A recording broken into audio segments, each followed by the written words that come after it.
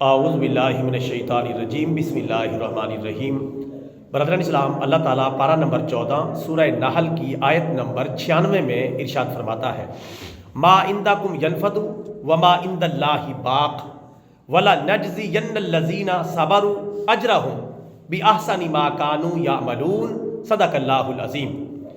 اس آیت کریمہ کا ترجمہ یہ ہے کہ جو کچھ تمہارے پاس ہے وہ ختم ہو جائے گا، اور جو کچھ اللہ تعالیٰ کے پاس ہے وہ باقی رہ جائے گا، اور ہم صبر کرنے والوں کو ان کے بہترین اعمال پر بہترین انعام عطا کریں گے۔ برادران اسلام، آیت کریمہ کا ترجمہ مکمل ہوا۔ اس آیت کریمہ کے دو حصے ہیں، دو باتیں اس میں بیان کی گئیں۔ پہلی بات یہ کہ جو کچھ تمہارے پاس ہے، اللہ تعالیٰ ساری دنیا کو مخاطب کر کے ارشاد فرما رہا ہے، ہر فرد کو مخاطب کر کے ارشاد فرما رہا ہے کہ جو کچھ بھی تمہارے پاس ہے وہ عنقریب ختم ہو جائے گا۔ ہمارے پاس کیا ہے؟ الاٹ پلاٹ، دولت، طاقت، قوت، حکومت، اقتدار، بینک بیلنس، گاڑیاں، رنگ برنگے مکانات، کوٹھیاں اور بنگلے اور دیگر چیزیں۔ اللہ تعالیٰ فرماتا ہے جو کچھ بھی تمہارے پاس ہے وہ ختم ہو جائے گا، یعنی بہت جلد ختم ہو جائے گا، یہ تمہارے پاس نہیں رہے گا۔ نہ کسی کے پاس ہمیشہ رہا ہے اور نہ کسی کے پاس ہمیشہ رہے گا، تمہارے پاس بھی نہیں رہے گا۔ تم بھی تھوڑے دنوں کے لیے ان چیزوں کے مالک بنائے گئے ہو، پھر یہ چیزیں تم سے واپس لے لی جائیں گی اور تمہارے اعمال کا حساب لیا جائے گا۔ تو اللہ تبارک و تعالیٰ نے یہ جو کچھ بھی ہمیں عطا کر رکھا ہے یہ ہمارا نہیں، یہ اللہ تعالیٰ کا ہے۔ للہ ملک السماوات والارض، زمین و آسمان کی ساری چیزوں کی ملکیت اللہ تعالیٰ کے پاس ہے۔ ہمیں اللہ تعالیٰ نے عارضی اختیار اور عارضی ملکیت دے کر آزمایا ہے کہ ہم ان چیزوں کا شکریہ ادا کرتے ہیں یا نہیں کرتے، اور جو چیزیں ہماری دسترس میں ہیں ان کا ہم جائز استعمال کرتے ہیں یا ناجائز استعمال کرتے ہیں۔ اس لیے اللہ تعالیٰ نے سب کو بتا دیا ہے کہ جو کچھ تمہارے پاس ہے وہ بہت جلد ختم ہو جائے گا۔ ایک تو یہ بات ہمیں ہمیشہ اپنے پیش نظر رکھنی چاہیے، اور اسی بات کا دوسرا حصہ یہ ہے کہ جو کچھ اللہ تعالیٰ کے پاس ہے وہ باقی رہ جائے گا، یعنی تمہاری ملکیت ختم ہو جائے گی، اللہ تعالیٰ کی ملکیت باقی رہے گی۔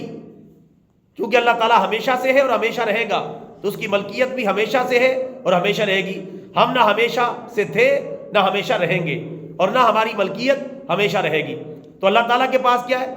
ویسے تو سب کچھ ہی اللہ تعالیٰ کا ہے، لیکن سمجھانے کے لیے جو موٹی موٹی باتیں، مثلا دنیا ساری اللہ کی، آخرت سب اللہ تعالیٰ کی، جنت دوزخ اللہ کے پاس ہے، میدان قیامت کے فیصلے اللہ کے پاس ہے، مالک یوم الدین، قیامت کے دن کا وہ مالک ہے، فیصلے کے دن کا وہ مالک ہے، جس کے بارے میں جو چاہے گا وہ فیصلے کرے گا، یہ اللہ تعالیٰ کے پاس ہے۔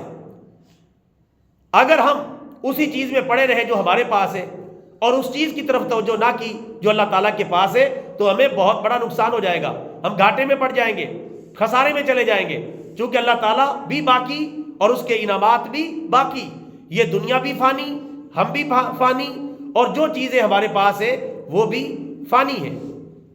اس لیے ہمیں چاہیے کہ اللہ تعالیٰ کے دین سے جڑ جائیں، اللہ تعالیٰ کے دین سے محبت کریں، اللہ عز و جل اور اس کے پیارے رسول صلی اللہ علیہ وسلم کی تعلیمات پر عمل کریں، تاکہ ہم اللہ تعالیٰ کی ابدی نعمتوں کے مالک بن جائیں، مستحق بن جائیں، جنت میں جانے کے قابل بن جائیں۔ اور اسی آیت کریمہ کے اندر اللہ تعالیٰ نے جو دوسری بات ارشاد فرمائی وہ فرمایا کہ ہم ضرور جو صبر کرنے والے ہیں ان کو ان کے بہترین اعمال پر بہترین انعام عطا کریں گے، دنیا میں بھی اور آخرت میں بھی۔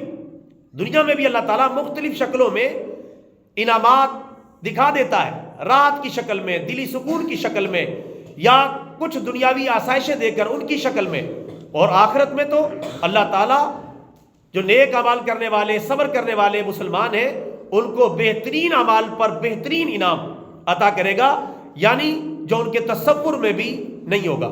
یہ اللہ تعالیٰ کا وعدہ ہے، اور اللہ تعالیٰ وعدہ خلافی نہیں کرتا، اللہ کا وعدہ پورا ہو کر رہنے والا ہے۔ تو میرے بھائیوں، دنیا کے اندر یا صبر ہے یا شکر ہے، جو چیز مل جائے اس پر شکر ادا کریں، اور جو چیز نہ ملے اس پر صبر کریں۔ ورنہ تو ہم اسی دنیا کی کشمکش میں ڈپریشن کا شکار ہو کر مارے جائیں گے۔ اب ہمارے پاس اللہ کا شکر ہے اسلام ہے، کافروں کے پاس دولت دنیا ہے، طاقت اور قوت بظاہر نظر آتی ہے، جدید ٹیکنالوجی نظر آتی ہے، لیکن ہمارے پاس ایمان ہے، ہمارے پاس وہ چیزیں نہیں ہیں۔ صبر کریں گے اور انشاءاللہ طاقت اکٹھی کر کے مقابلہ کریں گے۔ اسی طرح ہم عوام ہیں اور کچھ بادشاہ ہیں۔ اب آدمی یہی سوچتا رہے کہ میں کب بادشاہ بنوں گا، تو یہاں صبر ہی کرنا پڑے گا۔ اسی طرح کوئی آرام میں ہے اور کوئی تکلیف میں ہے تو صبر کرنا پڑے گا۔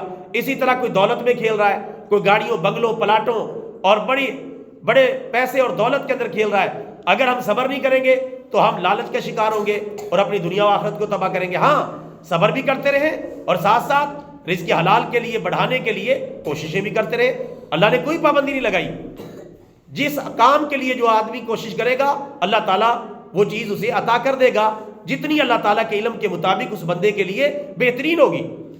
تو طریقہ کار یہ رکھیں کہ مل جائے تو شکر ادا کرتے رہے، نہ ملے تو صبر کرتے رہے۔ تو انشاءاللہ یہ جو صبر کرنا ہے نا، یہ کوئی معمولی چیز نہیں۔ ہم کہتے ہیں صبر کب تک کروں؟ صبر کا پھل میٹھا ہوتا ہے۔ صبر ہم کرتے رہیں گے، دنیا میں بھی کامیاب رہیں گے اور آخرت میں تو کامیابی صبر کرنے والوں کا مقدر ہے۔ ہر چیز پہ صبر ہے، کوئی چیز ہمیں نہیں ملی دوسرے کو ملی ہوئی ہے، اس پر صبر کریں گے، اللہ تیرا شکر ہے تو نے اسے بھی نوازا، مجھے بھی عطا کر دے۔ حسد کرنا جائز نہیں کہ یا اللہ اس سے بھی چھین لے اور مجھے ملے نہ ملے اس سے چھین لے، یہ حسد ہے، یہ گناہ ہے۔ یا اللہ تو نے اس کو عطا کی، بہت اچھا کیا، لیکن مجھے بھی عطا کر دے تو یہ تیری بڑی مہربانی ہوگی۔ تو یہ رشک ہے، یہ کرنا جائز ہے، دعا مانگنا جائز ہے، لیکن جو چیز نہ ملے اس پر صبر کرنا ہے۔ ورنہ تو ہم دنیا کے اندر پریشان ہو کر رہ جائیں گے۔ ہمارے اڑوس میں، پڑوس میں، گاؤں میں، بستی میں، دیہات میں، شہر میں کچھ لوگوں کو کچھ چیزیں ملی ہوئی ہیں، کچھ کو نہیں ملی ہوئی، تو صبر کریں اور دین پر عمل کریں۔ اللہ جانتا ہے کہ میں نے اپنے بندے کو کیا دینا ہے اور کیا نہیں دینا۔ اگر میں نے اس کو زیادہ دے دیا، یہ ایمان ضائع کر بیٹھے گا، میں نے اس کا ایمان بچانا ہے اور آخرت کی نعمتوں کا اسے مستحق بنانا ہے۔ اللہ کا پتہ نہیں کیا پلان ہے ہم سب کے بارے میں، تو لہٰذا ہر حال میں اللہ تعالیٰ کے معاملات پر خوش رہیں۔ کوئی حال پوچھے تو یہ کہیں اللہ تعالیٰ کا شکر ہے، یہ نہ کہے کہ بس مارا گیا، لٹ گیا، بڑے برے حالات گزر رہے ہیں۔ ہماری حالت آج کل یہ ہوتی جا رہی ہے، جب میں کہتا ہوں کہ یا اللہ میرا حال دیکھ، تو حکم ہوتا ہے کہ اپنا نامہ اعمال دیکھ۔ اللہ بھی فرماتا اپنا نامہ اعمال چیک کرو، اپنے کرتوت دیکھو، پھر مجھ سے مطالبہ کرو۔ اس لیے میرے بھائیوں صبر کریں، جو چیز مل جائے اس پر شکر کریں، جو نہ ملے صبر کریں۔ انشاءاللہ اللہ کا یہ وعدہ ہے کہ ہم جو بہترین نیک اعمال کرنے والے ہیں ان کے صبر کرنے پر انہیں بہترین انعام عطا کریں گے۔ اور اللہ کا بہترین انعام کیسا ہوگا یہ آپ سوچ لیں، اللہ کی ذات کتنی بڑی ہے، اس کا انعام کتنا بڑا ہے۔ اللہ تعالیٰ ہمیں ہر حال میں صبر اور شکر سے کام لینے کی توفیق عطا فرمائے، آمین۔ وما علینا الا البلاغ المبین۔